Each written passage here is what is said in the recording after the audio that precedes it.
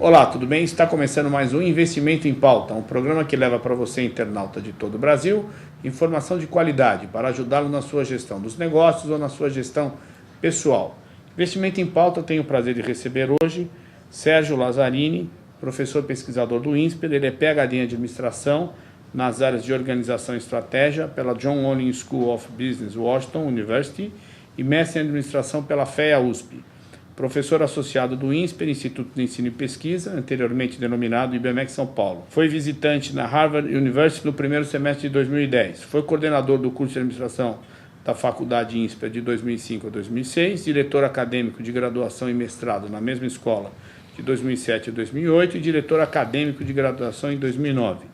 Leciona os cursos de Estratégia Competitiva e Corporativa no curso de graduação, Estratégia Empresarial MBA Executivo e Estratégia Competitiva no curso de mestrado do INSPER. Desenvolve pesquisas sobre como firmas se organizam e como isso afeta o seu desempenho.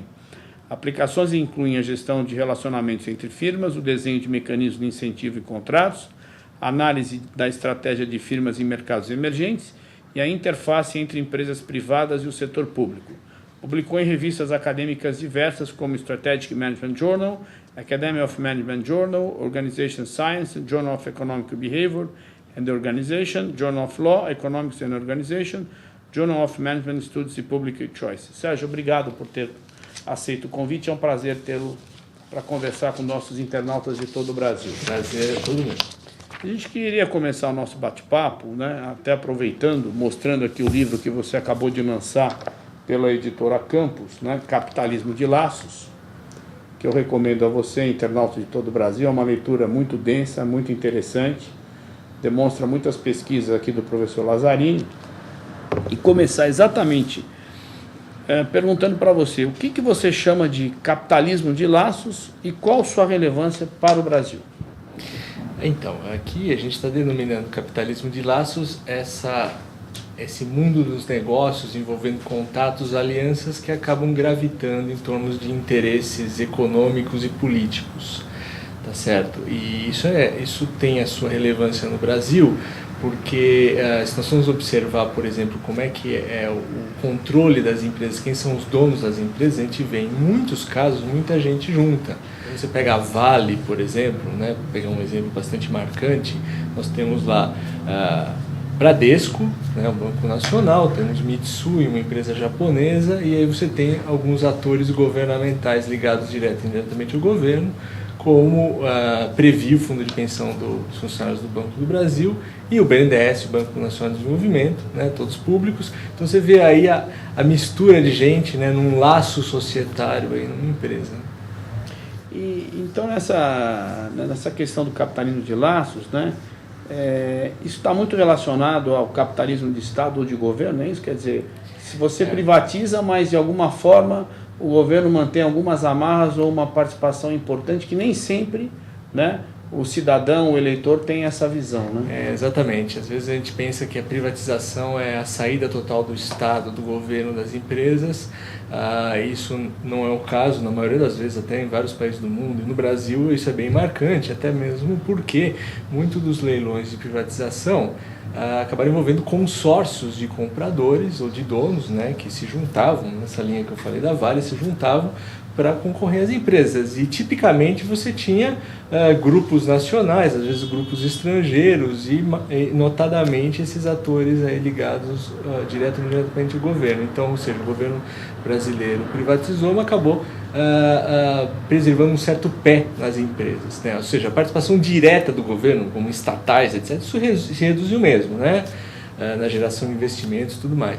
Mas acabou restando, né, essas participações, acabaram restando essas participações a partir desse pessoal, o que acaba configurando aí uma participação via laços, né, via laços societários nas empresas. Quer dizer, essa história do neoliberalismo, né, que o atual governo e o anterior usou muito como elemento político, e o governo do presidente Fernando Henrique teria caminhado nessa linha, quer dizer, isso não é uma verdade absoluta. Né? Não é. Quer dizer, no governo Fernando Henrique, e na verdade isso se inicia no governo Collor, né?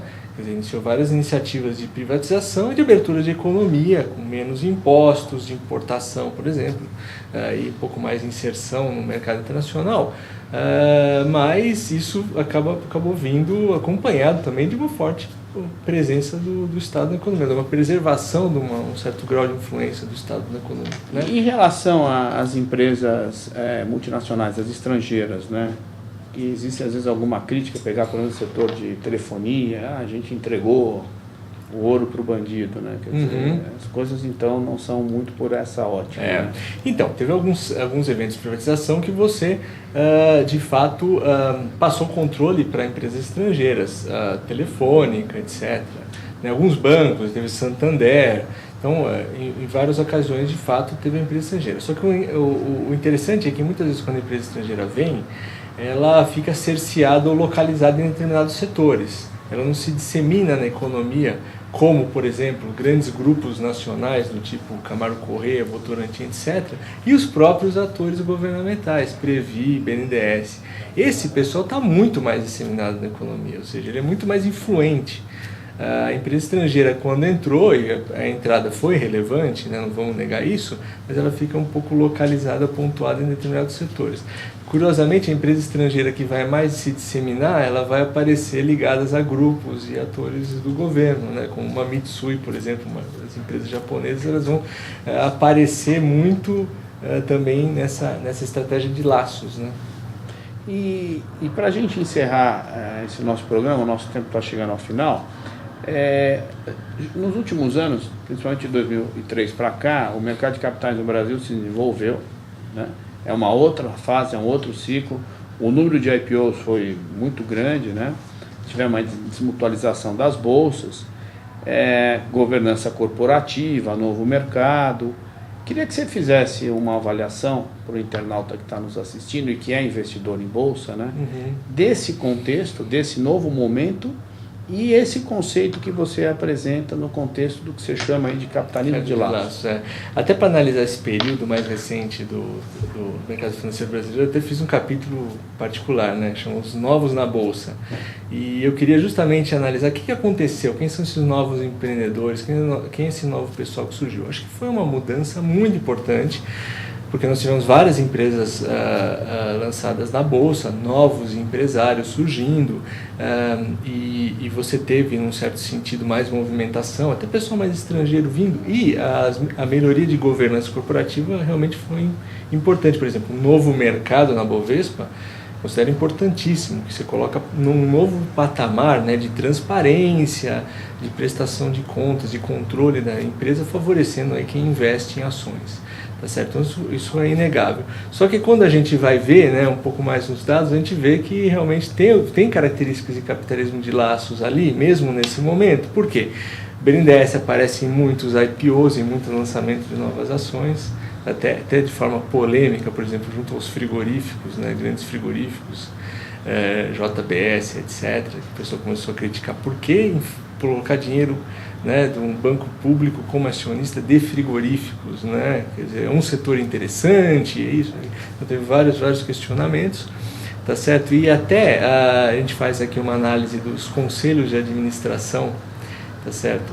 Conselho, né, como você sabe, é o momento onde você tem lá um pessoal que vai controlar, fazer um controle da empresa, e você convida pessoas da própria empresa, acionistas ou pessoas de mercado, né, que transitam muito bem. Então a gente vê que até nos próprios conselhos você tem um pessoal participando de múltiplas firmas, né, e as firmas que foram lançadas em bolsa são bastante conectadas, né, então elas trouxeram conselheiros que também são presentes em várias outras empresas e por aí vai, né?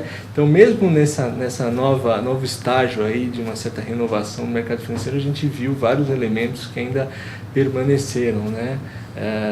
Dessa característica aqui que a gente está chamando de laços.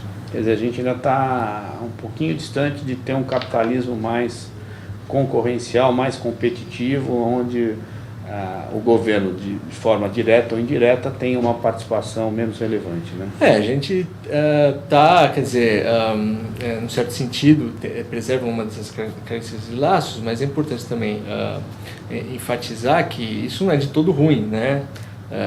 Por exemplo, o BNDES tem seu papel de fornecer capital de longo prazo para as empresas, numa situação como aqui no Brasil a gente tem mais dificuldade em relação a isso. E a própria formação desses consórcios, desses grupos de proprietários, também é uma forma de você juntar gente, reduzir risco, juntar capital, né, para grandes projetos.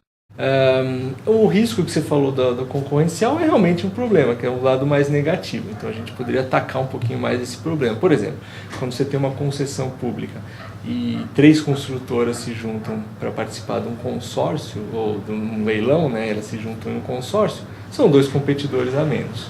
E essa é uma prática bastante recorrente, até no leilão da hidrelétrica de Belo Monte, bastante polêmico aí, né, que foi lá os índios reclamando, veio até o James Cameron aí do filme Avatar reclamar, né, tal.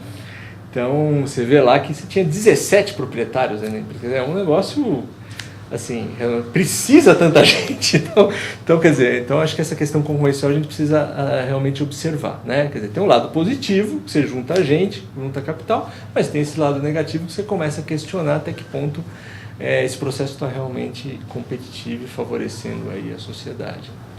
Infelizmente nosso tempo está terminando, fica aqui o convite para você retornar na medida que a sua agenda permita, né? Perfeito. E para você, internauta de todo o Brasil, está aqui o livro do professor pesquisador Sérgio Lazzarini, Capitalismo de Laços, da editora Campos, uma leitura muito interessante para você, empresário, uma leitura obrigatória. Investimento em Pauta vai ficando por aqui, agradecendo a audiência e até uma próxima oportunidade.